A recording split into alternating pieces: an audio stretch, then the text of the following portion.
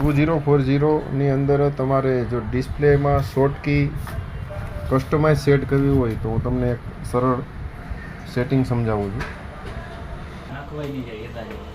એના માટે system menu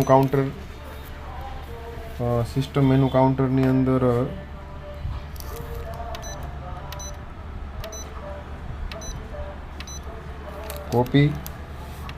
કોપીની અંદર તમારે સિલેક્ટ કરવાનું છે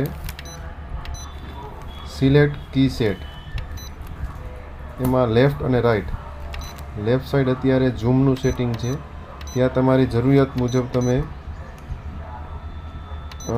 સેટિંગ ચેન્જ કરી અને શોર્ટ કી તમે ડિસ્પ્લેની અંદર સેટ કરી શકો છો. આ આપણે